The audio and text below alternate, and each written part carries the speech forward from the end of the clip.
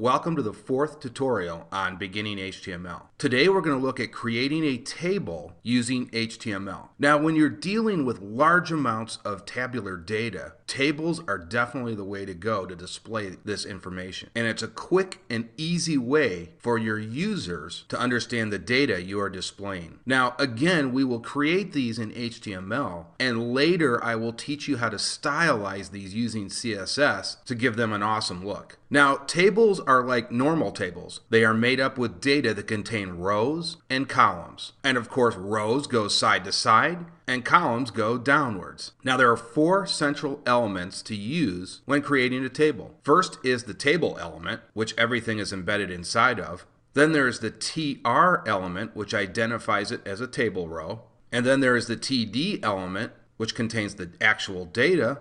And furthermore, the TH element identifies it as a column. So let's go through all of these right now. Okay, so first we will create the table element, and we identify this as a table with a closing and ending table tag.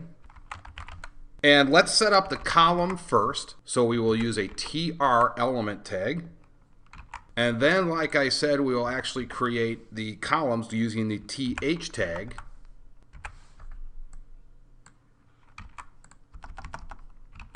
And we're going to call this the planets. And let's make two more columns. We'll have another one called the oceans. And we will create another column called the deserts. Now let's create some data to put in those columns. So again, we're going to use the table row tag to create a table row. Now you might be wondering why we used a table row tag for the column. And the reason is it is still a table row. If you think about it, it still goes sideways. This just identifies it as a column. Okay, so we're going to create, again, the table row to hold our data.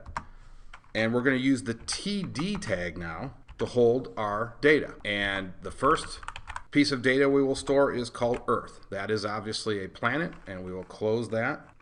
And so this table data space will correspond with this first column. It goes in a top-down order. So again, this data will correspond with this column. It is the first position within these TR elements. That's how it lines up. So just keep that in mind.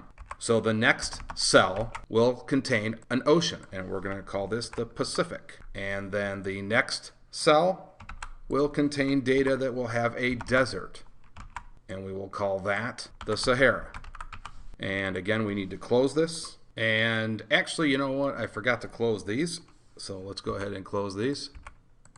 And now let's go ahead and save this, and we will open this up. And there you can see, here are our columns. You'll notice that the columns are put in bold by HTML, and the tables are not in bold. So just keep that in mind. Now, let's say we wanted to add another desert, another ocean, another planet. We can do that relatively simply. We just go back into our source code, and we will copy and paste this and create a completely new row. And here we will put in Pluto. Who knows if Pluto is still a planet, but we're going to say it is. We will put in the Atlantic for the ocean. And for the desert, we will put in the Gobi Desert. And you can see how these align again. So it's always this first position. So the planets are here. The oceans are in the second position. And the deserts in the third position. Okay, let's go ahead and save this now. And we will render this again, and there you can see we've got our new row with our new data. Now when we get to CSS, as I said before, we will stylize these, and we can create menus off of this. We can create shopping carts to do totals, all kinds of things with tables. Okay, that's going to do it for this tutorial. I will see you guys in the next HTML tutorial.